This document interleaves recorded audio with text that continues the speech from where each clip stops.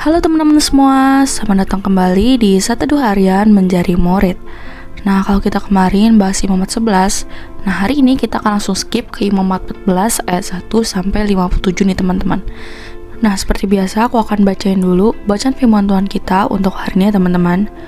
Imamat 14 ayat 1 sampai 57. Tuhan berfirman kepada Musa, "Inilah yang harus menjadi hukum tentang orang yang sakit kusta pada hari pentahirannya. Ia harus dibawa kepada imam, dan imam harus pergi keluar perkemahan.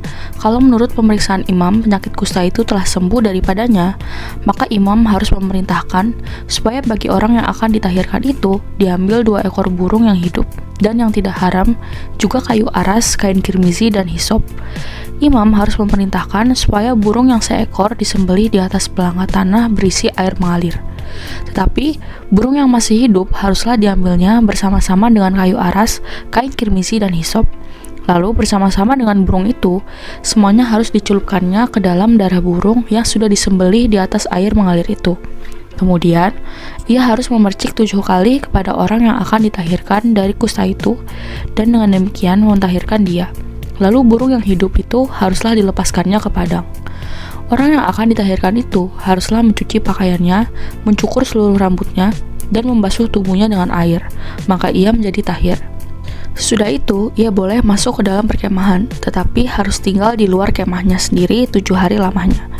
Maka pada hari yang ketujuh, ia harus mencukur seluruh rambutnya, rambut kepala, janggut, alis, bahkan segala bulunya harus dicukur. Pakaiannya dicuci, dan tubuhnya dibasuh dengan air. Maka ia menjadi tahir.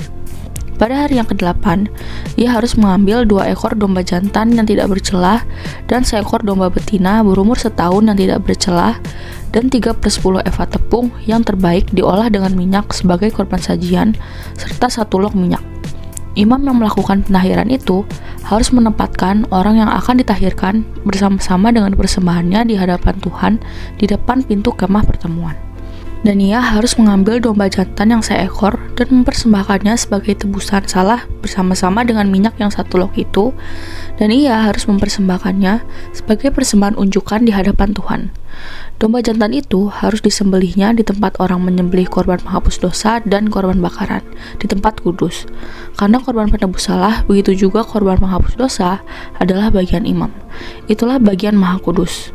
Imam harus mengambil sedikit dari darah tebusan salah itu dan harus membubuhnya pada cuping telinga kanan dari orang yang akan ditahirkan, dan pada ibu jari tangan kanan, dan pada ibu jari kaki kanannya. Imam harus mengambil sedikit dari minyak yang 1 log itu dan menuangnya ke telapak tangan kiri imam sendiri. Ia harus mencelupkan jari kanannya ke dalam minyak yang di telapak tangan kirinya itu, dan sedikit dari minyak itu haruslah dipercikannya dengan jarinya 7 kali di hadapan Tuhan. Dari minyak selebihnya, imam harus membubuh sedikit pada cuping telinga kanan orang itu, pada ibu jari tangan kanannya, dan pada ibu jari kaki kanannya, di tempat mana darah tebusan salah dibubuhkan.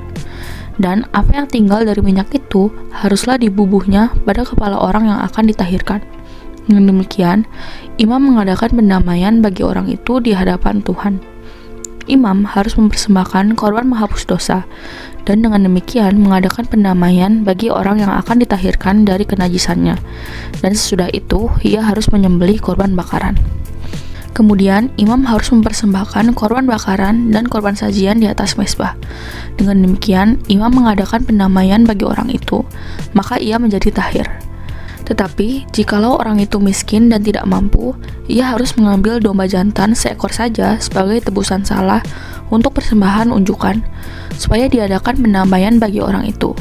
Juga 1/10 eva tepung yang terbaik diolah dengan minyak untuk korban sajian, dan 1 log minyak. Dan lagi 2 ekor burung tekukur atau 2 ekor burung merpati sekadar kemampuannya, yang 1 ekor harus menjadi korban menghapus dosa, dan yang 1 ekor lagi menjadi korban bakaran. Pada hari yang ke-8, ia harus membawa semuanya untuk pentahirannya kepada imam ke depan pintu kemah pertemuan di hadapan Tuhan. Kemudian, imam harus mengambil domba tebusan salah dan minyak yang 1 log itu, lalu imam harus mempersembahkan semuanya sebagai persembahan unjukan di hadapan Tuhan. Ia harus menyembelih domba tebusan salah, dan imam harus mengambil sedikit dari darah tebusan salah itu dan membubuhnya pada cuping telinga kanan orang itu, dan pada ibu jari tangan kanan dan ibu jari kaki kanannya. dan imam harus menuang sedikit dari minyak itu ke telapak tangan kirinya sendiri. Lalu sedikit dari minyak itu haruslah dipercikan oleh imam dengan jari kanannya 7 kali di hadapan Tuhan. Kemudian imam harus membubuh sedikit dari minyak itu pada cuping telinga kanan dari orang yang akan ditahirkan, pada ibu jari tangan kanannya, dan pada ibu jari kaki kanannya di tempat mana dibubuhi darah tebusan salah itu. Dan minyak selebihnya haruslah dibubuhnya pada kepala orang yang akan ditahirkan supaya diadakan pendamaian bagi orang itu di hadapan Tuhan. Lalu, ia harus mempersembahkan seekor dari kedua burung tekukur atau anak burung merpati yang dibawa orang itu sekadar kemampuannya. Yang seekor sebagai korban menghapus dosa, dan yang seekor lagi sebagai korban bakaran, di samping korban sajian. Dengan demikian, imam mengadakan pendamaian bagi orang yang akan ditahirkan di hadapan Tuhan. Itulah hukum tentang pentahiran seorang yang kena kusta yang tidak mampu. Tuhan berfirman kepada Musa dan Harun, "Apabila kamu masuk ke tanah Kanaan yang akan kuberikan kepadamu menjadi milikmu, dan aku mendatangkan tanda kusta di sebuah rumah di negeri milikmu itu, maka pemilik rumah itu harus datang memberitahukannya kepada imam.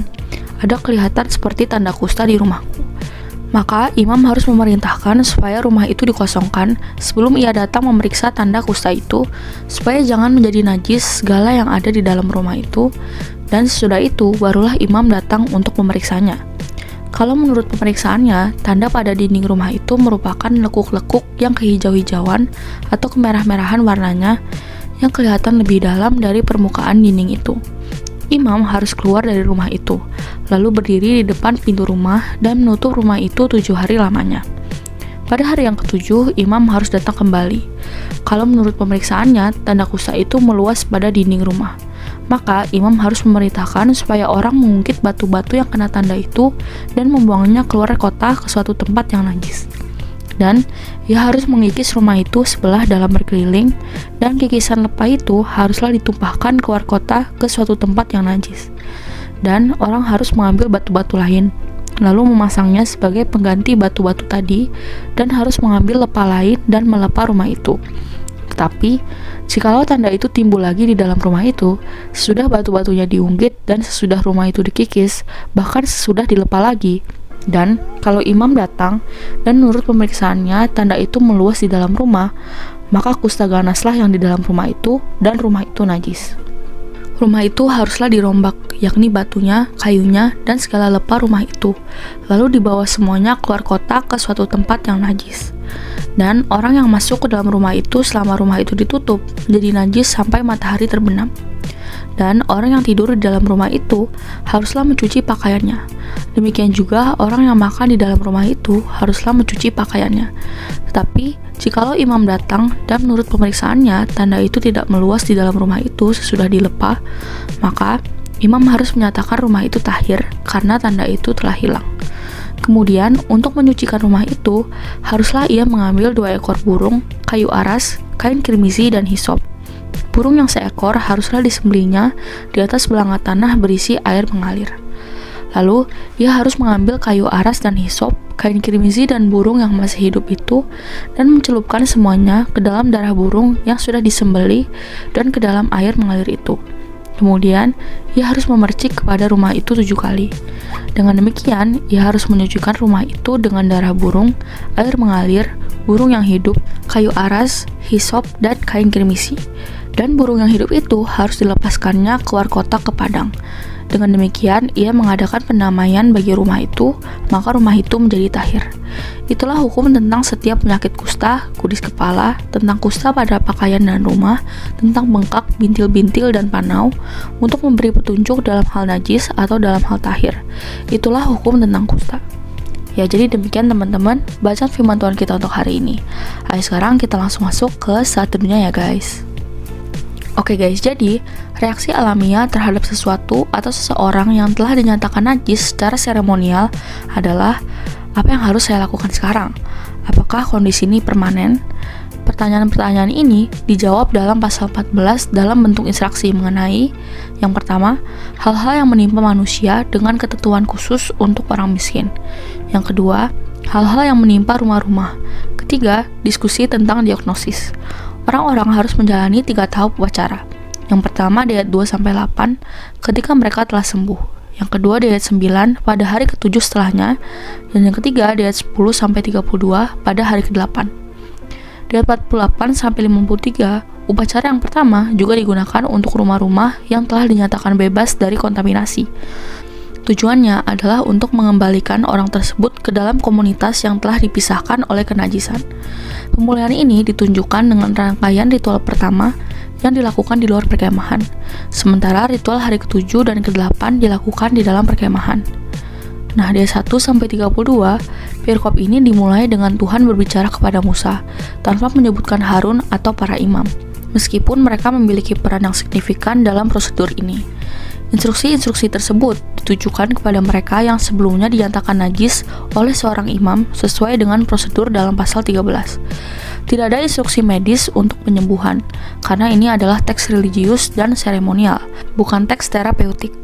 Karena imam telah mendiagnosa penyakit dalam pasal 13, maka ia perlu mengakui pemulihannya. Tidak disebutkan tentang mereka yang masih terinfeksi, karena mereka akan tercakup dalam peraturan pasal 13, dan mungkin harus menunggu lebih lama sampai mereka benar-benar sembuh. Juga tidak disebutkan seberapa sering hal ini perlu dilakukan, karena mereka yang bersangkutan belum benar-benar dinyatakan tahir. Mereka tidak dapat memasuki perkemahan. Upacara ini melibatkan 4 elemen: 2 ekor burung, kayu aras, benang merah, dan ranting hisop. Untuk dapat digunakan dalam upacara penyucian, burung-burung tersebut haruslah burung yang murni, bukan burung yang tercantum dalam pasal 11 ayat 13-19. Ada 2 jenis burung tertentu yang digunakan dalam upacara pengorbanan, yaitu burung tekukur dan burung merpati. Kayu aras adalah kayu yang umum digunakan untuk bangunan, karena sifatnya yang tidak mudah membusuk. Warna merahnya sangat cocok dengan konteks ini, di mana darah merah memainkan peran yang sangat penting. Seperti halnya kain girmisi, hisop digunakan di tempat lain untuk mencelupkan dan memercikkan cairan. Burung pertama disembelih, bukan dikorbankan sebagai korban bakaran. Darahnya ditampung dalam sebuah periuk tanah liat bersama dengan air tawar. Secara harfiah berarti air yang hidup atau air yang mengalir dari sebuah mata air atau sungai, dan bukannya air yang tergenang diam atau mati seperti air yang berasal dari sebuah sumur atau waduk. Sisa burung dan 3 elemen lainnya dicelupkan ke dalam campuran air darah, yang kemudian dipercikan sebanyak 7 kali pada orang yang disembuhkan. Pemercikan 7 kali adalah hal yang umum dalam upacara penyucian Israel. Ayat 7 diakhiri dengan imam melepaskan burung kedua ke padang terbuka. Upacara ini diakhiri dengan mencuci pakaian mereka, seperti halnya orang-orang yang telah terkontaminasi melalui kontak dengan mayat. Hal ini telah dilakukan sebelumnya dalam proses diagnosa. Mereka juga harus mencukur semua rambut, termasuk rambut di bagian yang terinfeksi, yang sebelumnya tidak dicukur, dan kemudian mandi secara menyeluruh, yang juga merupakan tindakan ritual terakhir dari para imam sebelum mereka dapat mengenakan pakaian resmi pelayanan mereka. Ini juga merupakan tindakan terakhir dari ritual ini, dan orang tersebut kini telah cukup disucikan untuk dapat kembali ke tengah-tengah masyarakat. Namun, seluruh proses pemurnian belum selesai, karena ada langkah-langkah lebih lanjut, yakni nunggu 7 dan 8 hari kemudian. Meskipun orang tersebut diperbolehkan masuk ke dalam perkemahan, mereka masih tidak diperbolehkan masuk ke dalam kemah mereka. Tampaknya agar mereka tidak menyentuh seseorang atau sesuatu yang najis. Dari 8-10, upacara puncak berlangsung pada hari ke-8 dengan partisipasi imam dan orang yang telah disucikan, agar orang yang telah disucikan dapat dipulihkan sepenuhnya kepada komunitas dan kepada Allah. Dari 11-20 memberikan urutan pelayanan untuk upacara penyucian yang berlangsung di pintu masuk kemah suci, sebuah tempat yang biasa digunakan untuk upacara-upacara semacam itu, karena di sanalah mesbah berada. Pertama-tama adalah korban penghapus dosa, mengikuti petunjuk dari pasal 7 ayat 1-7, baik dalam hal tata cara maupun pembuangan hewan yang dikorbankan, tetapi dengan beberapa variasi. Di sini seluruh hewan bersama dengan minyaknya dipersembahkan kepada Allah. Sementara di tempat lain, hal seperti itu hanya dilakukan untuk bagian dari korban pendamaian atau korban penabisan imam. Dengan demikian, baik hewan maupun minyak itu dikuduskan secara khusus.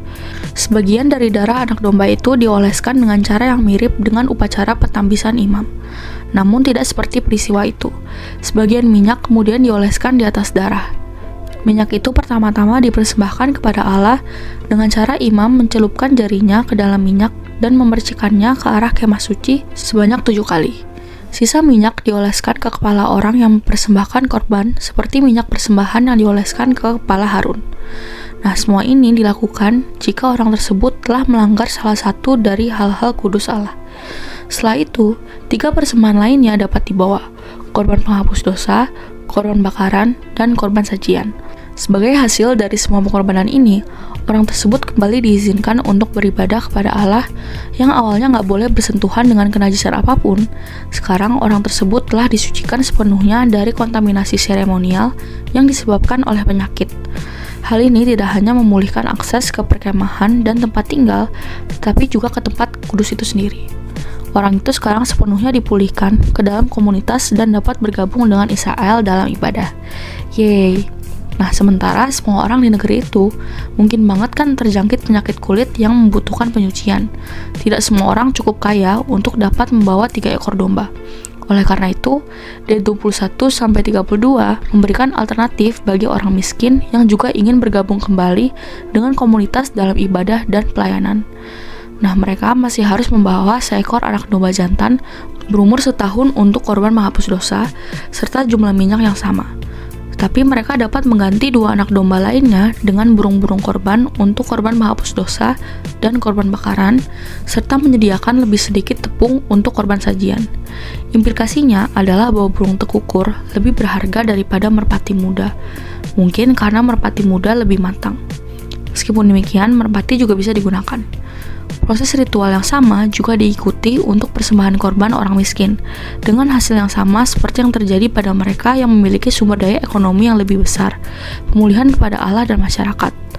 Allah tidak ingin mengucilkan siapapun dari komunitasnya. Di 33-53, bagian ini bersifat antisipatif, seperti yang disajikan dalam imamat. Latar belakang penerimaan hukum-hukum ini adalah pada awal pengembaraan Israel di padang gurun, setelah keluar dari Mesir dan ketika bangsa Israel masih berada di Gunung Sinai. Mereka tinggal di kemah-kemah, karena mereka adalah bangsa yang berpindah-pindah. Namun fokusnya di sini melompat ke depan ke periode pemukiman bangsa Israel di Kanaan. Ini adalah tanah yang sebelumnya dijanjikan kepada para leluhur dan bangsa Israel yang akan mereka tuju saat mereka meninggalkan Sinai. Beberapa hukum seperti ini baru berlaku setelah mereka menetap di tanah itu. Hukum ini dimulai dari situasi yang sudah ada, yaitu najisnya seseorang karena pencemaran, dan diterapkan pada situasi baru yang akan dihadapi oleh orang-orang ketika mereka menetap di rumah-rumah permanen di tanah yang akan mereka rampas. Bangunan-bangunan juga dapat mengalami kelainan permukaan dan pertumbuhan jamur seperti busuk kering dan lumut yang kadang-kadang menyerupai penyakit kulit pada manusia. Kondisi ini dapat dengan mudah menyebar, merusak integritas struktur bangunan tersebut. Jika cukup parah, menghancurkannya agar dapat digunakan dengan aman. Karena hal ini tidak ditemukan dalam pembahasan sebelumnya dalam imamat, penulis menjanjikan di sini baik diagnosis maupun resep pemurnian. Yo guys, bahkan bangunan aja dipikirin supaya tetap aman, ya kan?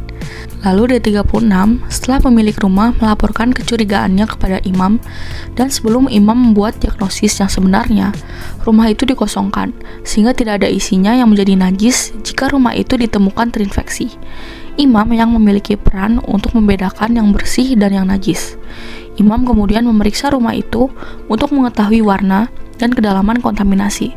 Jika ada lubang di bawah permukaan atau perubahan warna hijau atau merah, rumah itu harus dikarantina selama seminggu, seperti halnya orang atau kain yang dicurigai terinfeksi. Jika setelah seminggu diagnosisnya adalah jamur, area yang terinfeksi harus dibuang seperti halnya tempat kain yang terinfeksi. Sementara, kain dapat dibakar untuk mencegah kambuhnya atau penyebaran infeksi. Batu yang terinfeksi dan semua plester bagian dalam rumah yang perlu dikikis tidak dapat dihancurkan sepenuhnya dengan api. Benda-benda ini harus dibuang di tempat khusus, jauh dari tempat tinggal penduduk.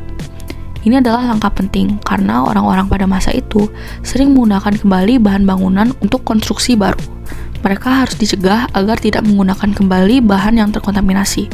Tempat pembuangan ini disebut tempat najis, jadi bukan tempat yang sama dengan tempat di mana sisa-sisa korban harus dibawa, karena itu adalah tempat kudus. Kedua tempat itu harus jauh dari jangkauan manusia, tetapi dengan alasan yang berlawanan. Tempat yang kedua karena kekudusannya, dan tempat yang pertama karena pencemarannya. Rumah itu kemudian harus diperbaiki dengan memasang kembali plester di atas inti batu dinding. Lalu di ayat 43 sampai 47 melihat lebih jauh ke masa yang memungkinkan terjadinya infeksi ulang. Jika infeksi muncul kembali beberapa waktu kemudian, harus dicek lagi rumahnya gitu guys. Ini mungkin mengacu pada waktu setelah infeksi yang pertama kali didiagnosa. Bagian selanjutnya di ayat 48 sampai 53 berkaitan dengan temuan alternatif dari imam terhadap apa yang ada di ayat 39 sampai 42, yaitu sebuah keputusan tidak bersalah. Jika tidak ada tanda-tanda infeksi setelah pembangunan kembali, imam menyatakan rumah itu bersih secara seremonial. Ia melakukan upacara penyucian dengan burung, kayu aras, kain, dan hisop, sama seperti yang dilakukan untuk penyakit kulit. Di sini tidak disebutkan unsur-unsur lain yang diperlukan bagi orang yang dinyatakan bersih dari penyakit kulit, yaitu pembasuhan, pencukuran, penyucian, yaitu dosa, dan persembahan biji-bijian. Lalu di ayat 54 sampai 57 merangkum seluruh pasal 13 sampai 14 yang digambarkan sebagai petunjuk atau apa yang dapat kita sebut sebagai pedoman prosedural. Tujuannya seperti yang dinyatakan adalah untuk menjadi diagnostik dan bukan terapi, mengenali kenajisan dan bukannya membawa kesehatan. Ya, jadi demikian teman-teman firman Tuhan kita untuk hari ini. Sekarang aku mau kalian buat merefleksikan nih guys. Nah, dari perikop ini kita belajar sekali lagi Allah yang detail mengatur segala hal dan tujuannya agar manusia tahu kehendaknya dan belajar hidup di dalamnya. Jadi, yuk kita belajar kehendak Tuhan yang telah dinyatakan detail di Alkitab dan melakukannya sesuai kehendaknya. Nah, lalu pertanyaan efektif untuk hari ini ada 2 nih guys. Yang pertama, apa yang kau pelajari tentang Allah hari ini? Lalu yang kedua, gimana caranya tahu kehendak Allah yang detail guys? Seperti biasa teman-teman boleh jawab sendiri, atau kalau mau komen di bawah jawaban kalian juga boleh banget guys. Ya, jadi segitu aja satu kita untuk hari ini. Sekarang aku mau pimpin kalian dalam doa penutup ya teman-teman. Teman-teman, mari kita berdoa. Tuhan, tolong aku untuk bisa mempelajari firman-Mu. Terima kasih Tuhan, hanya dalam nama-Mu kami berdoa. Amin. Tetap semangat guys, Tuhan Yesus beserta kita. Thank you for watching and see you in the next video. Bye-bye.